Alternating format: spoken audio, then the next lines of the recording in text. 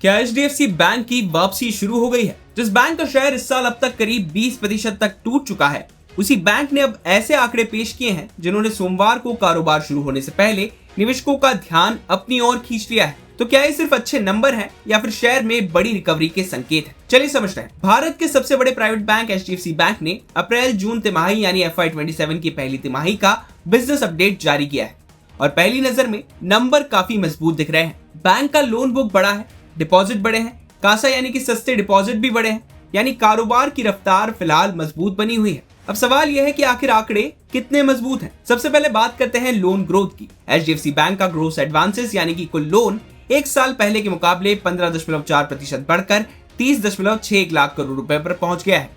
अगर advances under management की बात करें तो ये बढ़कर 31.27 लाख करोड़ रुपए हो गया है, जो पिछले साल के मुकाबले 12.4% ज्यादा है। अब बात डिपॉजिट की, यानी लोगों ने बैंक में कितना पैसा जमा किया। बैंक के कुल डिपॉजिट्स भी 14.7% बढ़कर 31.71 लाख करोड़ रुपए हो गए हैं। और सबसे अहम, कासा डिपॉजिट्स यानी कि सेविंग अकाउंट और करंट अकाउंट में रखा पैसा, जो बैंक के लिए सबसे सस्ता फंड माना जाता है, वो भी 9.4% बढ़कर 10.26 लाख करोड़ रुपए पर पहुंच गया है।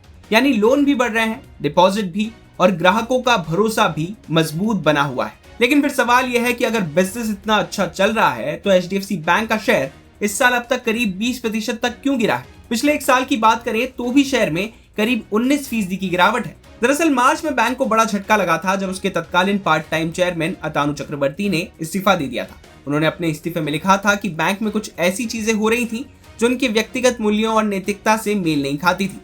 इसके बाद शेयर में तेज बिकवाली देखने को मिली।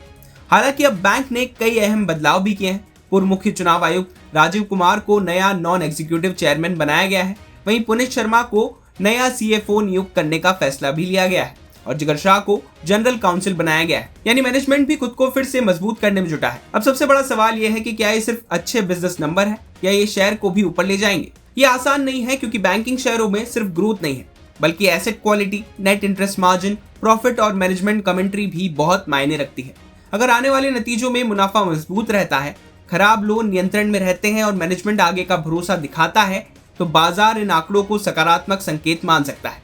यानी फिलहाल बिजनेस ग्रोथ मजबूत दिख रही है, लेकिन असली परीक्षा रिजल्ट वाले दिन होगी। फिलहाल तस्वीर साफ है, एचडीएफसी बैंक का कारोबार लगातार बढ़ रहा है, ग्राहक जुड़ रहे हैं, डिपॉजिट बढ़ रहे हैं और लोन की मांग भी मजबूत बनी हुई है। अब सोमवार को बाजार की नजर सिर्फ एक सवाल पर होगी, क्या ये मजबूत बिजनेस अपडेट एचडीएफसी बैंक के शेयर की भी किस्मत बदल पाएगा?